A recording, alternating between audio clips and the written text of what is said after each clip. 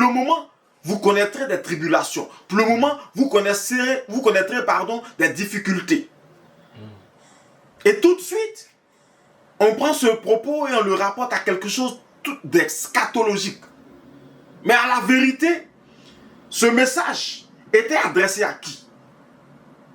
Ce message était adressé, d'ailleurs, c'est écrit dans les versets 1, 2 et 3 de 1 Pierre. À ces personnes-là qui sont devenues des étrangers parce que, étant persécutées, ont fui les zones où elles habitaient au départ. Donc, elles se sont retrouvées dans le pont à Galatie, mais également à Cappadoce. Il y a ceux qui étaient en Asie, qui ont fui en Asie, et il y a ceux également qui sont allés jusqu'en Bithynie. Donc, c'est à ceux-là que ce matin, ce jour-là, l'apôtre Pierre adressait cette lettre. Mais cette lettre dans laquelle Pierre parle de toutes ces choses, il leur dit la vérité qui est la nôtre, que nous vivons aujourd'hui. Donc elles ont eu à planter un décor dans lequel elles étaient en difficulté, en proie à la souffrance. Et parce qu'elles ont accompli leur part, elles n'attendent aujourd'hui que le retour de Jésus. Amen. Mais avant qu'on ne continue, je vais dire à quelqu'un, est-ce que tu es prêt pour le retour de Jésus? Amen.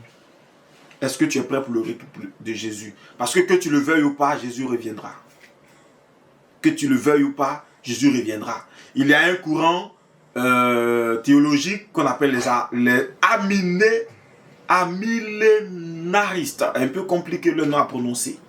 D'accord? Millénaristes pour parler des milléniums. Et eux, ils sont amillénaristes. Les amillénaristes disent que l'eschatologie est déjà en train de s'accomplir de manière spirituelle.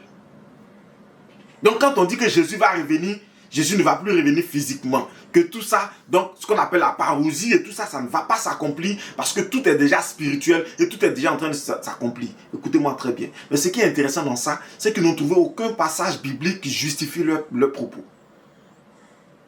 Donc je peux vous donner la garantie à 3000 ou à 5000% que Jésus revient bientôt.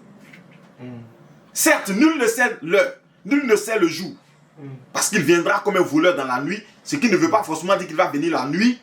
Parce que, écoutez-moi, quand il fait nuit quelque part, il fait jour quelque part. Est-ce que quelqu'un comprend le message que je dis? Donc dire que Jésus revient comme dans la nuit, ça veut dire que c'est la nuit, quand tout sera sombre qui va revenir, ce n'est pas vrai. Ça veut dire qu'il viendra de manière inattendue. Amen. Amen. Amen.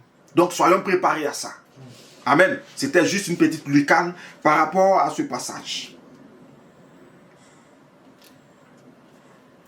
Le Seigneur nous a fait cette grâce et dans cette grande miséricorde, la rédemption de Jésus dont nous avons parlé tout à l'heure, c'est fait par le moyen du sacrifice.